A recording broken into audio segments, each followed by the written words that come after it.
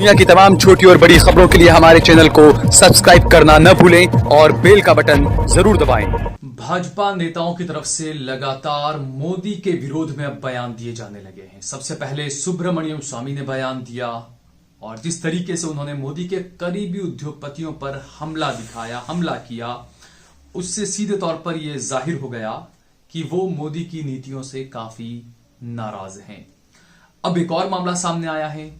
BJP की सबसे पहली कतार के नेताओं में माने जाने वाले और मौजूदा देश के उपराष्ट्रपति वेंकैया नायडू का जो मौजूदा बयान है, वो भी कहीं ना कहीं बीजेपी की आइडियोलॉजी से हटकर यह बयान उनका सामने आया है।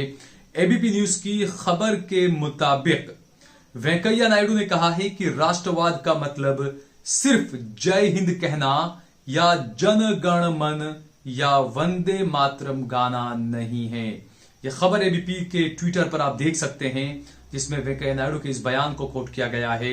वेंकैया नायडू ने आगे कहा है कि जय हिंद का मतलब हर भारतीय की जय हो है, जो तब संभव है जब उनकी जरूरतों का ध्यान रखा जाता हो, उन्हें ठीक से खाना मिलता हो, वो कपड़े पहने और भेदभाव का सामना ना करें। इसका मतलब होता है जय हिंद। ये जो है वो वेंकैया नायडू का बयान है। भाजपा नेता वेंकैया नायडू और मौजूदा जो है वो उपराष्ट्रपति हैं।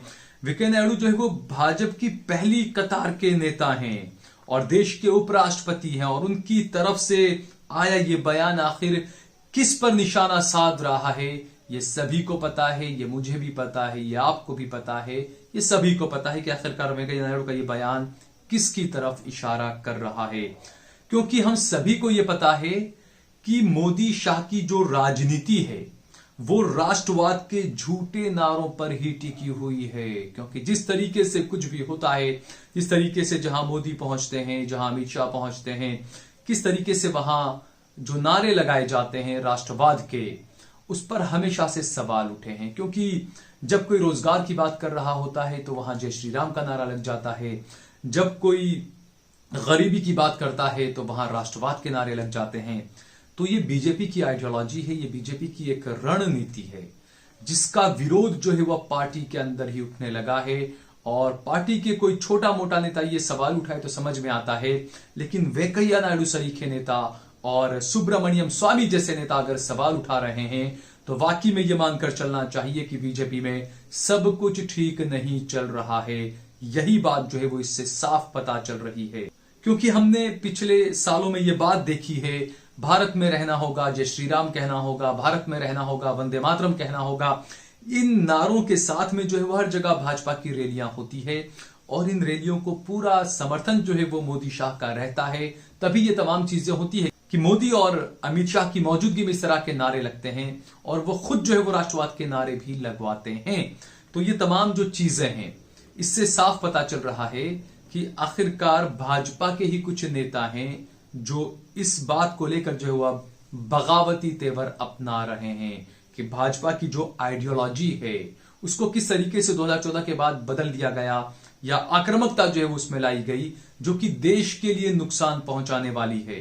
क्योंकि पिछले दिनों हमने देखा कि जब सुभाष चंद्र बोस को लेकर एक प्रोग्राम हुआ पश्चिम बंगाल में, क्योंकि वहां पर चुनाव भी है और ये सरकारी प्रोग्राम था, लेकिन वहां पर जिस तरीके की नारेबाजी की गई और उसमें सबसे हैरान करने वाली बात यह रही कि जब ममता बनर्जी को बोलने के लिए स्टेज पर मंच पर बुलाया गया तब ये नारेबाजी की गई और उस वक्त ममता बनर्जी ने सभी के सामने मंच पर मौजूद प्रधानमंत्री नरेंद्र मोदी को कैसा करारा तमाचा जड़ा है, ये आप देखिए। श्रीमती ममता बनर्जी को मौका दीजिए कुछ शब्द कहने का। नहीं, मेरे को तो लगता है कि गवर्नमेंट का प्रोग्राम का कोई डिग्निटी होना चाहिए। एक गवर्नमेंट का प्रोग्राम है, कोई पॉलिटिकल पार्टी का प्रोग्राम नहीं है, और पॉलिटिकल पार्टी का और पब्लिक का प्रोग्राम है। मैं तो आभारी हूं प्रधानमंत्री जी का, कल्चरल मिनिस्ट्री का, कि आप लोगों ने कोलकाता में प्रोग्राम बनाया, लेकिन किसी को आमंत्रण करके, निमंत्रित करके उसको बेइज्जत करना है आपको शोभा नहीं देता है। मैं फिर आप लोगों को कहेंगे, यही on protest of that I am not telling anything, जय हिंद, जय बांग्ला। तो सुना आपने, ये बात भी बिल्कुल सही है कि सरकारी कार्यक्रम होता है, सरकारी कार्यक्रम इस तरह की नारेबाजी नहीं होनी चाहिए, क्योंकि जो सरकार का जो कार्यक्रम होता है वो देश के सभी मजहब के लिए, सभी जितने भी धर्म है उनके लिए होता है। तो ऐसे में वहां पर इस तरह की नारेबाजी किया जाना सही नहीं है। अगर किसी पार्टी का कार्यक्रम हो और वहां पर इस तरह की नारेबाजी हो, समझ में आता है, लेकिन यहां पर यह भी सोचने वाली बात है। आप सोचिए, जिस तरीके से ममता बनर्जी के सामने ये जो नारेबाजी की गई, आप सोचिए कि इसी तरह की नारेबाजी अगर प्रधानमंत्री नरेंद्र मोदी किसी सरकारी कार्यक्रम में अगर उपस्थित रहते हैं और अगर वहां पर किसी ने अल्लाह अकबर, नारे तकबीर जैसे अगर नारे लगा दिए तो क्या होगा, तो किस तरीके का माहौल बनेगा और क्या मैसेज जाएगा, ये हम सभी समझ सकते हैं। तो बीजेपी की जो राजनीति है, ये राजनीति वाकई में देश को बड़ा नुकसान पहुंचाने वाली राजनीति है। हम बार बार ये बात कहते हैं कि सिर्फ जय श्री राम के नारे लगा देना या राष्ट्रवाद के नारे लगा देना, सिर्फ इन बातों से आप धार्मिक हैं या आप राष्ट्रभक्त हैं ये साबित नहीं होता है, क्योंकि आपकी जो आस्था है, आपकी आस्था आप तक आप रखिए, मेरी आस्था मैं अपने तक रखता हूं। मैं अपनी आस्था आप पर क्यों थोपूं या आप अपनी आस्था मुझ पर क्यों थोपना चाहते हैं। जिस तरीके से आजकल जो देश में माहौल जो बनाया जा रहा है, राम मंदिर के नाम पर जो चंदे को लेकर जो रैलियां निकाली जा रही है, मस्जिद के पास पहुंचते हैं, मुस्लिम इलाकों में पहुंचते हैं, वहां जानबूझकर ये नारे लगाए जाते हैं, इस देश में रहना होगा, वंदे मातरम कहना होगा, इस देश में रहना होगा, जय श्री राम कहना होगा। ये तमाम चीजें आखिरकार देश को किस तरफ ले जा रही है, इन चीजों पर फौरन जो है वो प्रधानमंत्री को प्रतिक्रिया देनी चाहिए, रोक लगानी चाहिए, ऐसे लोगों पर पाबंदी लगानी चाहिए। लेकिन प्रधानमंत्री और अमित शाह कुछ भी नहीं कह रहे हैं। इससे ये साफ होता है कि मोदी और शाह का मौन समर्थन जो है वो इन सांप्रदायिक लोगों को है, जो कि देश का माहौल खराब करने की कोशिश कर रहे हैं। दूसरी तरफ जो है वो किसानों की जो 26 जनवरी को जो ट्रैक्टर रैली निकलनी है, उसको लेकर किसानों ने जबरदस्त तैयारियां कर रखी है। गुजरात से, जो कि मोदी का गृह राज्य है, गृह मंत्री अमित शाह का गृह राज्य है, गुजरात से तकरीबन 100 ट्रैक्टर जो है वो दिल्ली के लिए रवाना हो चुके हैं, जो कि 26 जनवरी की परेड में हिस्सा लेंगे।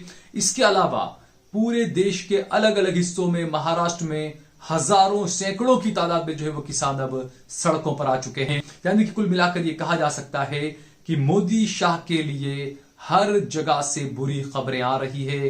ट्रंप का हारना हो या किसानों का मामला हो, अर्नब के 500 पन्नों का जो चैट का वायरल होना हो, ये तमाम चीजें बीजेपी के नेताओं के जो बयान आ रहे हैं, सुब्रमण्यम स्वामी के, वेंकैया नायडू के, तो ये तमाम खबरें जो आ रही है, इससे ये लग रहा है कि आने वाले वक्त में मोदी शाह को शायद जो है वो बड़ी परेशानी का सामना भी करना पड़ सकता है। और इसीलिए ये एक बार फिर से राम मंदिर के नाम पर चंदा लेकर लोगों को आंदोलित करने का काम करेंगे। इस बात को हम सभी को समझना चाहिए। अगर आपको हमारा ये वीडियो पसंद आया हो तो इस पर कमेंट करिए, इसे लाइक करिए, इसे ज्यादा से ज्यादा शेयर करिए। अगर आपने हमारे चैनल देश लाइव को सब्सक्राइब न किया हो तो हमारे चैनल को जरूर सब्सक्राइब करिए।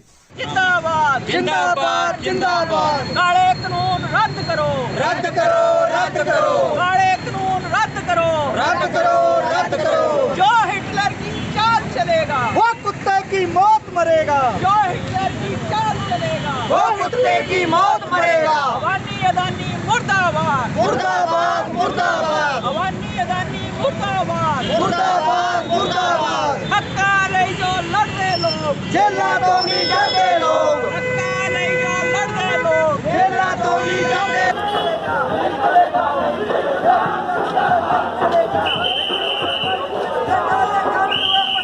वापस लो वापस लो।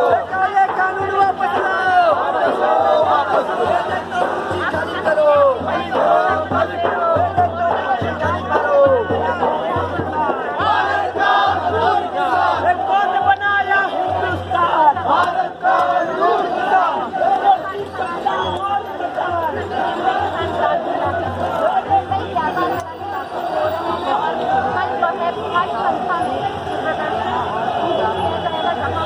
विपक्षी दल के कई नेता, महाराष्ट्र महाविकास आघाड़ी सरकार के कई प्रमुख यहाँ पर पहुंचेंगे और इस आंदोलन को बताने की कोशिश करेंगे। और जहाँ पर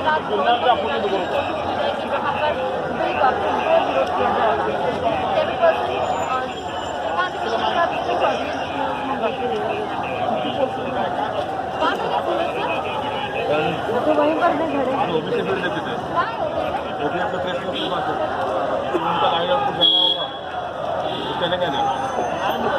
बाद में देने का मतलब नहीं है।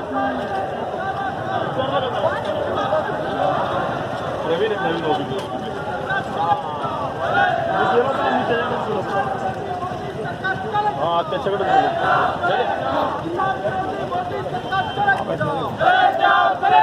किसान विरोधी काला कानून वापस लो, वापस लो, वापस लो। किसान विरोधी काला कानून वापस लो, वापस लो, वापस लो। किसान विरोधी काला कानून वापस लो, वापस लो, वापस लो।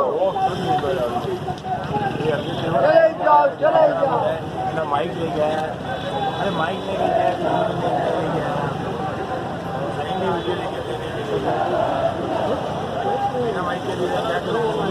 आप देख रहे हैं देश लाइव, देश की आवाज।